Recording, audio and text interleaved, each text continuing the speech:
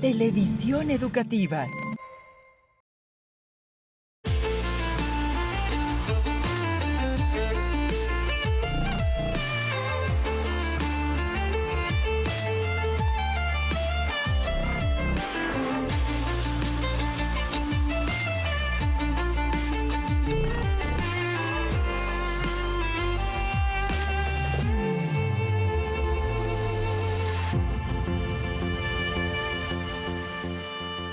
Con el fin de poblar y hacer producir las tierras vacías y llanuras costeras del México naciente, durante el siglo XIX se registraron importantes migraciones europeas. Entre estas destacó la francesa, que se asentó en Jicaltepec, Veracruz, al norte del estado. Los migrantes eran en su mayoría campesinos dedicados al cultivo de la vid, pequeños productores y artesanos que terminarían por asimilarse. En ese contexto sucede la historia de amor de Franceline y Maurice, conectando las tierras de la Alta Saboya francesa y las cálidas márgenes del río Bobos, que desemboca en el Golfo de México. Siempre un destierro es una novela sobre la familia, las raíces, el amor, que plantea cómo reconstruimos lazos en la distancia, cómo aprendemos a ser quienes somos y cómo vivimos con las decisiones del pasado. Hoy en Cuenta Conmigo platicaremos con Gabriela Couturier, autora de esta novela que deriva de su historia familiar. También tendremos los comentarios de nuestros amigos en Novedad de la Patria. La carta era de amor y llevaba más de un siglo oculta en el granero. Esa carta, que no iba dirigida a la mujer deseada, atravesó el Atlántico desde Veracruz, llegó a Francia a tiempo y cumplió su cometido. El pretendiente rogaba el consentimiento de los padres de su amada para casarse con ella. Siempre un destierro es una novela donde una familia, una migración, una historia. Simón Claude, el médico prodigioso que curaba hasta la rabia. Ernest, el soldado que amó a 3 mujeres y perdió 3 futuros. Elise, que odió el nuevo continente pero eligió no abandonarlo. Y Franceline, que quiso hallar el paraíso en un México agreste. Gabriela Couturier nació en la Ciudad de México y es licenciada en Relaciones Internacionales por el Colegio de México y maestra en Administración por la Universidad de Harvard. Ha publicado ensayos y cuentos en revistas y diarios nacionales. Su primera novela es Esa otra orfandad, publicada por Cal y Arena en 2016. Y para hablarnos de Siempre un destierro, el segundo libro de Gabriela Couturier, pues estamos con ella, justamente para que nos diga qué te inspiró, qué fue, digamos, el momento, el objeto, la circunstancia que te hizo escribir esta historia, que tiene muchas historias. Justo como empieza la novela, y eso es cierto, estaba yo de visita en los Alpes, en la Alta Saboya, en Francia, y acababa de aparecer esta carta, que era una carta de amor, que no iba dirigida a la mujer amada. Y eso me pareció una maravilla, ¿no? Iba dirigida a los papás de ella, porque la chica ya estaba en Veracruz y los papás estaban todavía en Francia. Y entonces el pretendiente les escribe a los papás pidiéndoles la mano de ella. Y lo que me pareció irresistible en la carta es que ellos no lo iban a conocer a él probablemente nunca. Claro. Ni había una gran incertidumbre alrededor de todo esto y sin embargo había amor entre ellos dos. Y esta cortesía de hablar con los papás y pedirles la mano. Y esperar cuántos meses en que llegara la respuesta. Exacto, y tampoco ellos se podían negar, ¿no? Era una alegría que a la hija alguien quisiera casarse con ella, porque también era un problema en ese momento, ¿no? Entonces esta carta apareció fortuitamente cuando yo estaba allá y entonces empecé a investigar. Y me enteré de que había cartas, 30 años de cartas, que habían salido de Veracruz y que habían llegado allá a los Alpes saboyanos. ¿Y las guardaron? ¿Las conservaron? Y las habían guardado, pues sí, mis familiares lejanos, a los que yo no conocía, me prestaron las cartas y con base en ellas conocí muchas historias que había yo oído, que tal vez en algún momento como rumores o no sé, pero que fueron aterrizando en personajes ya pensados para una novela. ¿Cuánto tiempo te llevó la reconstrucción? ¿Qué es reconstrucción y no? Hay mucha ficción Sí, también. exacto, sí. O sea, los hechos son reales, lo que les pasaba, y es verdaderamente a veces increíble lo que les pasaba, pero lo que les pasaba, les pasó. Pero los personajes necesariamente son novelados, ¿no? Y me tardé un poco más de 7 años entre empezar a leer las cartas, empezar a investigar sobre la zona, sobre eso, ¿no? Meterme hasta la flora y cómo cambiaban las temporadas del año. Por eso hablas de los olores de la selva. Sí, porque creo que lo que rodea al lector cuando está leyendo tiene que ser algo muy real, ¿no? O sea, creo que para que viva la historia tiene que estar adentro. Y para estar adentro solo se lo puedes hacer si le creas el ambiente. Y para mí era muy importante que el ambiente fuera real. Que fuera... Entonces fui en invierno y en verano, tanto a la Alta Saboya como a San Rafael, Veracruz. Una de las veces que estaba en San Rafael, Veracruz, empezó a salir esta voz, la voz de Elis, que es un monólogo interno, un poco insatisfecho, entre asustada y amargada. Y a partir de esa voz empecé a imaginar ahí sí cómo pudo haber sido su niñez, cómo pudo haber llegado a donde estaba y cómo pudo haberse convertido en quien era, ¿no? Claro. Porque lo que sabemos por las cartas es relativamente poco. Ellos no contaban nada de sentimientos ni nada de cosas personales realmente, ¿no? Hablaban de que estaban bien, de salud, y hablaban del ganado. Y las cartas más que nada eran para saber cómo iban los negocios del otro lado. También ellos habían dejado a sus hermanos. Claro, A se sus enteraban, papás. se ponían al día, digamos. Se ponían al día con 3 meses Claro. de retraso. Salían sin saber qué iba a pasar. Sí, digamos que era una apuesta fuerte, pero también era necesaria porque no tenían opciones en donde estaban. Migraron a otro país desconocido con condiciones muy distintas a las que conocían. Sí. Hicieron su vida también ahí. Hicieron su vida, tuvieron mucha suerte, trabajaron muy duro, les fue muy bien, pero finalmente, después de pensar tanto en la migración, los migrantes no migran por gusto, o sea, los impulsa la necesidad, el hambre, la pobreza, lo que sea, ¿no? Y por el otro lado, son admirables en el sentido de que son los que se atreven, ¿no?, a arriesgarlo todo para tratar de encontrar una mejor vida, para lograr cosas que no pudieron haber logrado. Y una vez que ya se asentaron, son ya parte fundamental del tejido del lugar a donde llegan. Integran, claro. Y lo enriquecen. Yo creo que sí es más lo que ganan las sociedades que reciben que lo que pierden. O sea, con las migraciones ganamos. Lo de fertilizar la vainilla, por ejemplo, ¿no? Que ahí fue muy notorio y después saltaron a los cítricos, ¿no? Podían... Bueno, venían en serio a trabajar y a hacer su vida. A hacer su vida porque ya no quedaba nada, ¿no? Imagínate lo que es quemar las naves y lanzarte al mar sin saber qué va a pasar. Totalmente. ¿Sí? Y también, bueno, con todos sus asegúnes, ¿no? Porque finalmente se encapsularon mucho. Sí. Se integraron de otra manera, digamos, con la economía. Sí. Modificaron su entorno, pero también pues, eran como endógamos, ¿no? Sí, cuando ellos 3 llegaron, ya había ahí una comunidad francesa fuerte que se había empezado a establecer en los 30s. A los primeros que llegaron, ellos llegaron un poco más abajo de la Haute-Saône. Y a ellos se les había traído un pollero decimonónico. Fíjate, no es nada nuevo. No, tampoco eso es nuevo. No, él era un utopista que tenía intenciones de establecer un falansterio aquí y le falló de medio a medio porque a los pobres migrantes, para empezar llegaron a una zona donde no había manera de cultivar todavía porque era la selva virgen y les daba fiebre amarilla, que era el vómito negro, era como una enfermedad bíblica, ¿no? Y los mordían las nauyacas, y se morían de una bola de cosas. Pero se lograron establecer ellos y tenían ya un poblado bastante próspero en ese momento para cuando llegaron mis personajes a esa zona. Sí. ¿Qué cosas descubriste al contarnos o al empezar a armar esa historia para contárnosla? Había cosas, algunos de las tragedias realmente que les suceden a ellos, le tocan muy cerquita a mi familia y yo eso no lo sabía.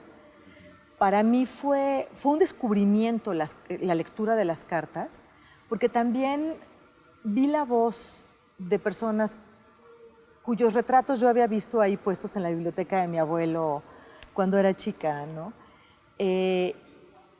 Y para mí fue muy interesante este proceso de tratar de entender cómo habían llegado a ser quienes fueron finalmente, ¿no? Y ese proceso fue tanto mío como suyo, de alguna manera. Porque ¿Y por qué compartir esa búsqueda íntima, personal, en tu pasado y compartirla con nosotros? todos tenemos algo de todos, ¿no?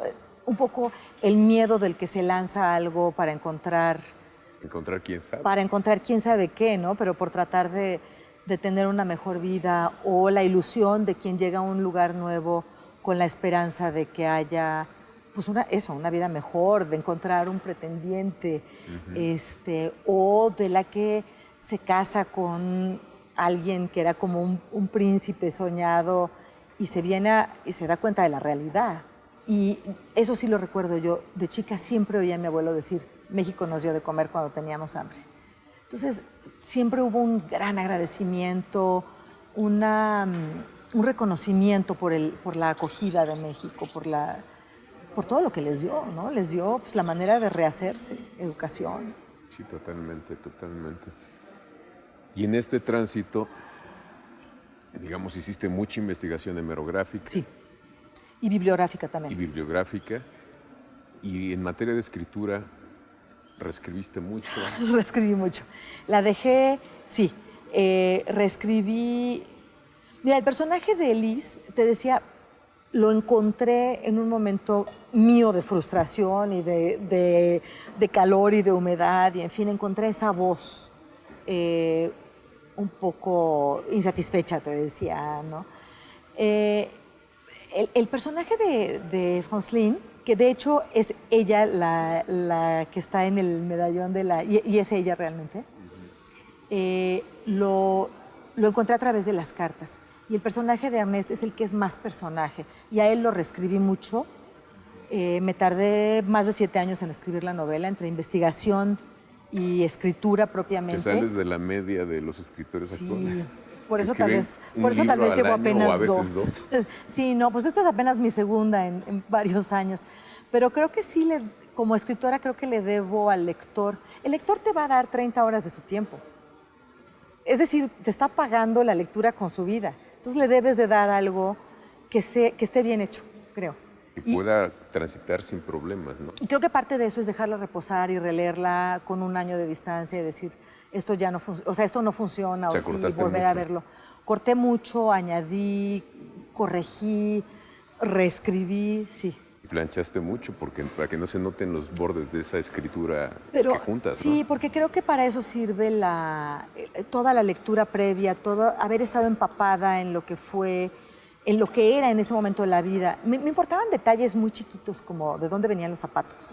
Ellos se hacían su propia ropa. ¿Por qué te importaban los detalles? Porque son los de la vida, porque ¿no? Cómo eran, por dónde entraban a las casas, o cuáles cuartos eran más calientes o más fríos. Por eso nos dónde hablas de los calcetines de lana que les picaban. Los calcetines de lana les picaban, por ejemplo, sí. Entonces, sí, esas cosas, lo que comían, ¿no? Ellos, por ejemplo, trabajaban productos lácteos y por lo tanto los quesos no se los comían a menos que se hubieran echado a perder. Porque era lo que vendían. Claro. ¿No?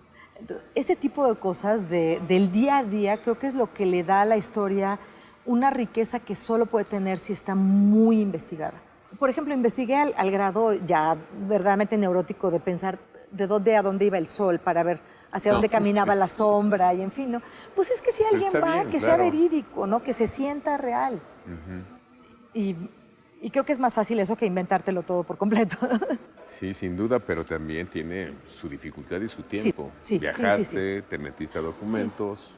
Es un trabajo casi académica esa parte, ¿no? Y luego ya la parte... Pero no es pedante. De meter... O sea, no nos tiras el rollo de cómo eran las condiciones de Veracruz del siglo XIX. No, porque eso te sacaría de la historia. Te saca de la historia. No. Más bien lo que quise fue tejer el escenario dentro del que interactúan mis personajes. Y los personajes necesitaban tener este apoyo también, ¿no?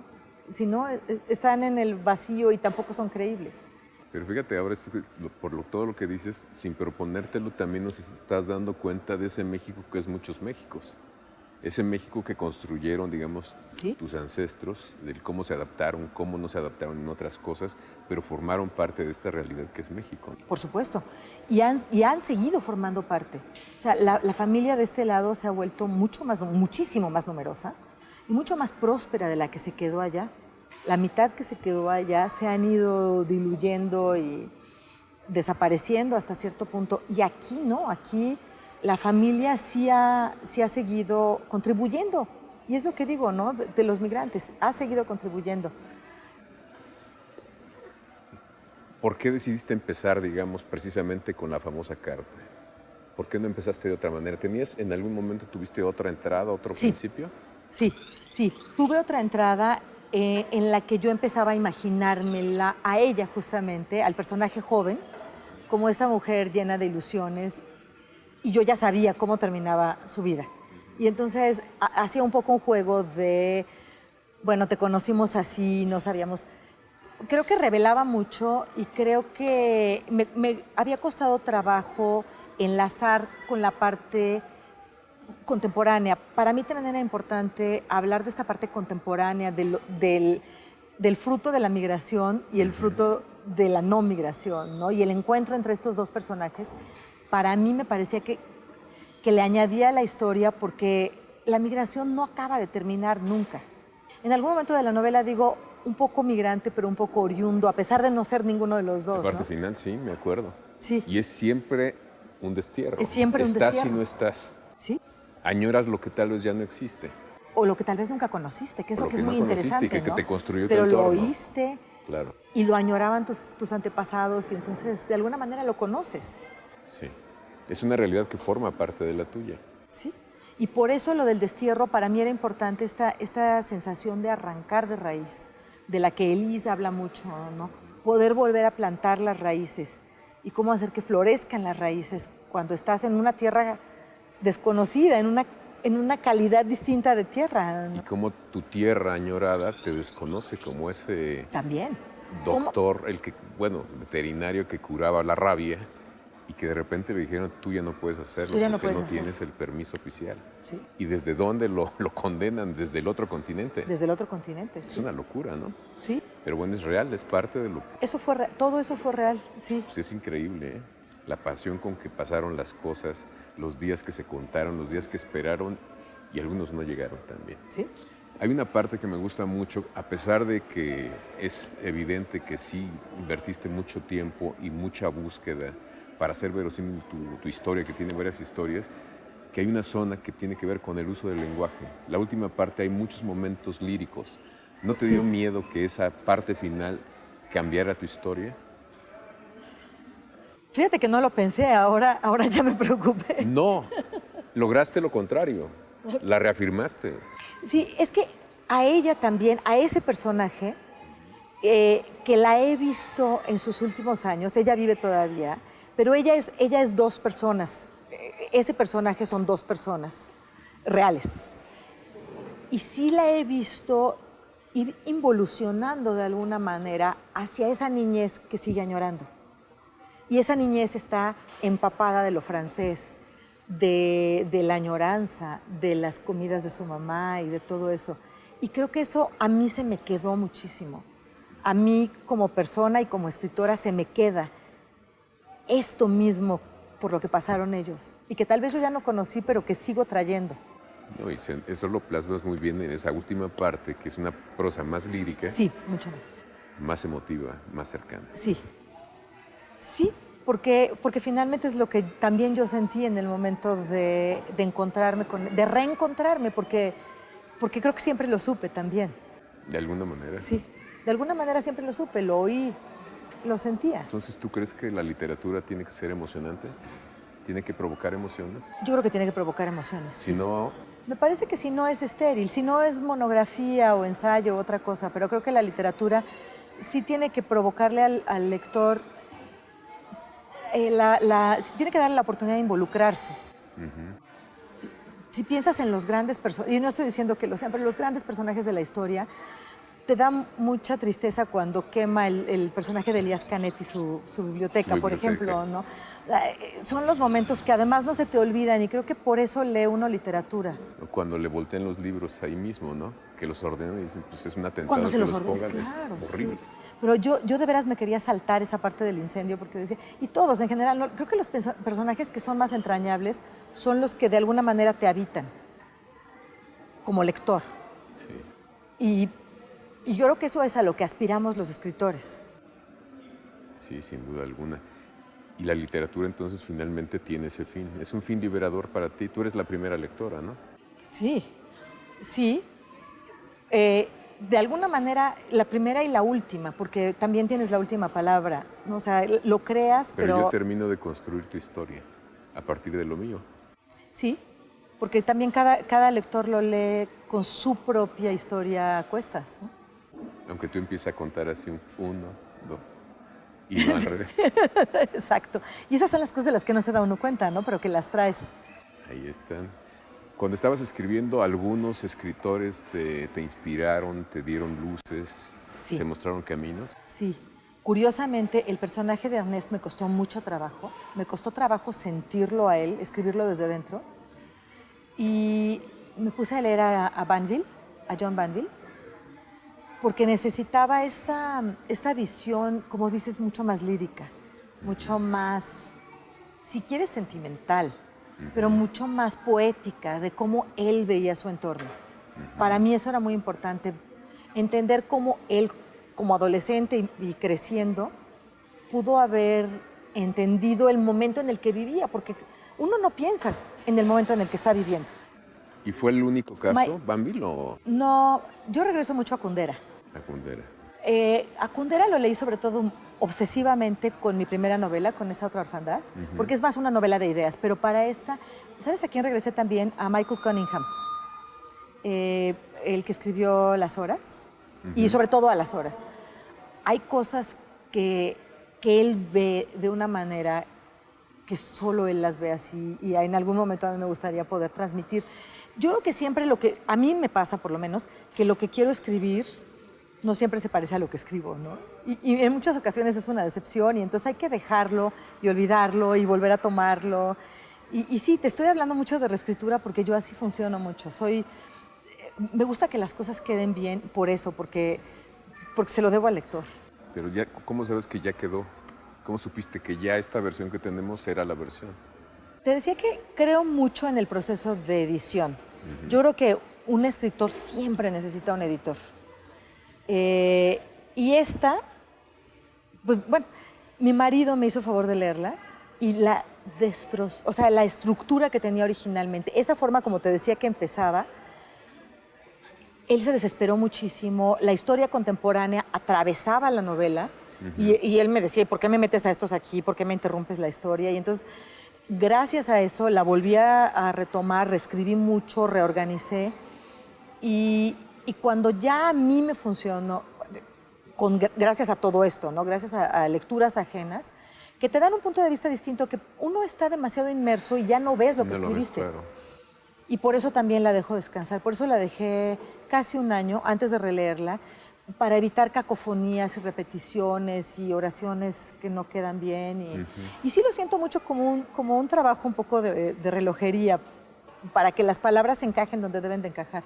Para mí eso es muy importante como lector y lo agradezco mucho. ¿Crees en la capacidad de los otros para leer la historia que tú estás por queriendo supuesto. que la lean más personas? Desde luego. Sí, yo creo que, supongo, yo escribo un libro que me gustaría leer como lector, ¿no? Y creo que por eso le tengo mucho respeto al lector. ¿Trabajas simultáneamente en otros proyectos? Sí, sí. ¿De ficción o...? Sí, empecé hace como un año a tratar de encontrar la voz para la siguiente Te importa novela. mucho la voz, ¿verdad? Sí, sí, porque eso es lo que le habla al lector finalmente. Y me tardé muchísimo, pero encontré que una novela casi de ciencia ficción, una especie de distopía, es lo que me funciona mejor para la siguiente. Pues Entonces está en eso muy estoy bien. Y ahorita. es un giro a la propuesta que Por nos has completo, hecho. sí, Totalmente. de 2 siglos. Pues muchas gracias, Gabriela, por esta conversación. No, Seguramente a partir de esa conversión entenderemos más cosas que están, digamos, alrededor de la Ojalá. novela, porque la novela está completa, está legible muy gozosamente, pero también tenemos otros elementos que nos hacen valorarla seguramente de otra manera. Ojalá, me dio muchísimo gusto. Mil gracias por la entrevista. No, gracias a ti. Y seguimos.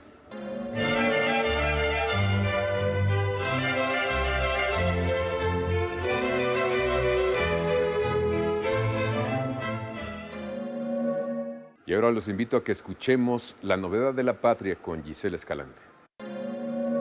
Hola, soy Gisela Escalante y en esta ocasión les traigo para nuestra sección de Novedad de la Patria. Esta recomendación se trata de un atlas del cine elaborado por Andrés Laverrière con la colaboración de Oliver Laverrière. ¿Qué van a hacer estos dos franceses? Bueno, pues lo que van a hacer es un estudio minucioso y pues detallado de lo que ha pasado en el cine desde previo a los 1900 y bueno, pues van a empezar con los primeros indicios de cine. Nos van a enmarcar con diferentes esquemas, épocas, nos van a hablar de directores, de técnicas, de lenguaje y cómo poco a poco pues se va generando una técnica para grabar, en la cuestión de con qué tomas, qué escenas, qué movimientos y también, bueno, pues en cada década pues van a ir también retratando quiénes, en qué regiones pues han sido los más representativos.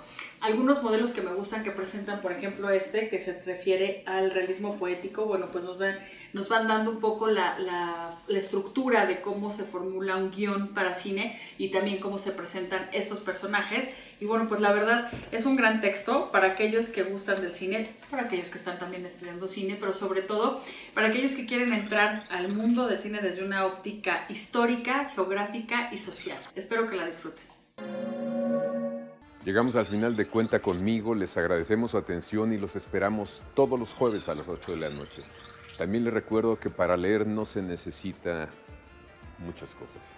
Un buen libro a la mano, nuestra mente abierta y el espacio que prefieran.